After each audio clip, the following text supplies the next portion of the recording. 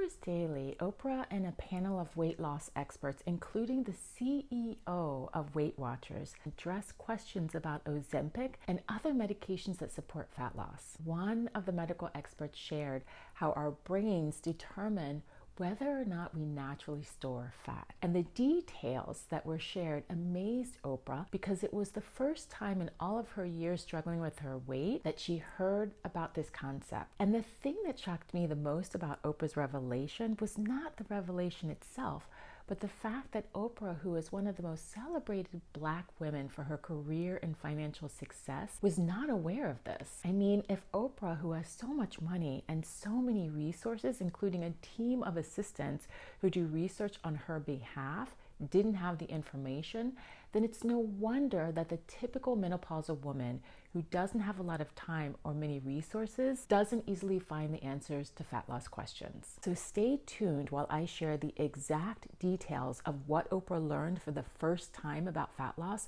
but more importantly, what we as menopausal women can do to jumpstart our own fat loss journey and stay on track. My name is Jennifer Lipscomb, and I help Black menopausal women with a sweet tooth lose fat on a fully or partly plant-based diet without skipping dessert.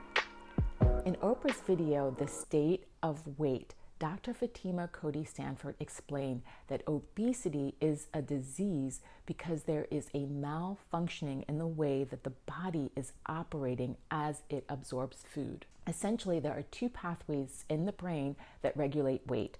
The one pathway supports less food consumption and less fat storage, and the other pathway supports more food consumption and more fat storage. So for women who have obesity, there is a dysfunction in the way that their bodies regulate weight so that the pathway that supports more food consumption and more fat storage is upregulated. This means that the brain of the women who have obesity controls their body to consume and store more fat. So the long-held stigma that women with obesity are overweight because they don't have the willpower or they're not able to control their eating is not the whole story.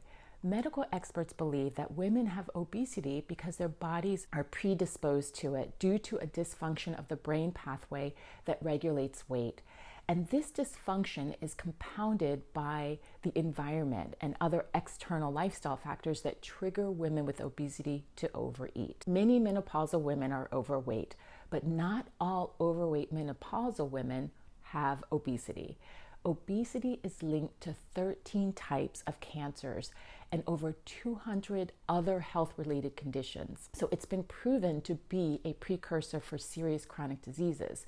So medications such as Ozempic may be the only way for some women who haven't been able to influence their metabolic health through nutrition and exercise long term. But for most of us, particularly menopausal women with a sweet tooth, who have gained weight during our midlife due to hormonal and lifestyle changes, adjustments to our nutrition and our physical activity and our lifestyle is the answer for losing fat long term and reducing our risk for metabolic diseases such as insulin resistance, which is higher for Black women. So I want to share 4 steps that you can use, which I use too, to lose fat while struggling with menopausal weight gain due to hormonal changes and sugar cravings. But first, if you're enjoying this content, please like, subscribe, and hit that notification bell so you won't miss out on any future fat loss tips, recipe hacks, and delicious fat loss desserts. First step is to optimize our nutrition by eating more plant-based foods, both starchy and non-starchy vegetables for our fiber and complex carbs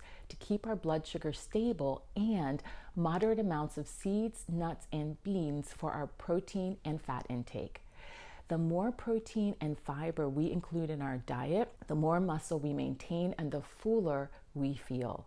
We should drink lots of water in order to support fat loss. 2 to 3 liters per day will help us to stay hydrated and make burning fat much easier.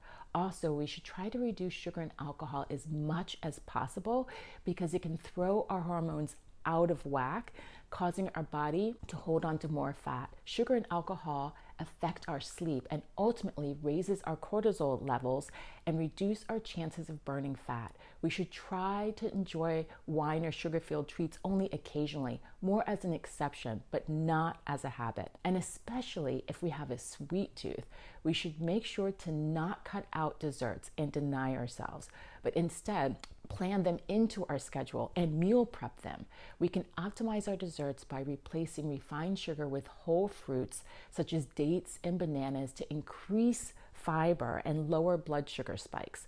Also, we can add more fiber with oats, carrots, and beans in order to slow the absorption of glucose from the dates and banana into our blood. Proteins such as nut butter or seeds can help to curb our appetite and support our muscles.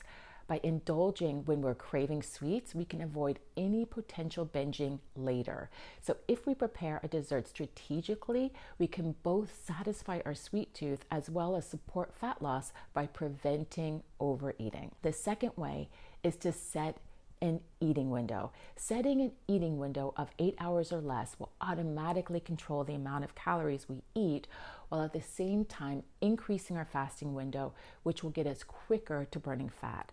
I'll link my video on setting an eating window so that you can get ideas on how it can help you. Also, if you want more information on how to improve your nutrition, set an eating window, and prepare effective fat loss desserts, you can join my free mini fat loss course for more tips, tricks, and healthy dessert recipes. Just click on the link in the description notes below. The third step is to increase movement by walking more every day. The more we move our body, the more we help stabilize blood sugar by using our muscles, which utilizes the glucose for energy. The fourth step is to reduce stress in order to control our cortisol levels. Cortisol makes it harder for our body to lose fat. So by getting quality sleep and intentionally managing stress, we can combat high levels of cortisol and set fat free rather than store it. So unless you have obesity, your internal brain pathways are dysfunctional, your health is at risk, and strategies such as mine have not worked, you can forget about Ozempic and other fat loss drugs and try putting to use the effective and evidence-based tools which I have used to successfully achieve fat loss and stay on track. Follow me on Instagram at HerSoulFit if you want more daily tips and support for fat loss.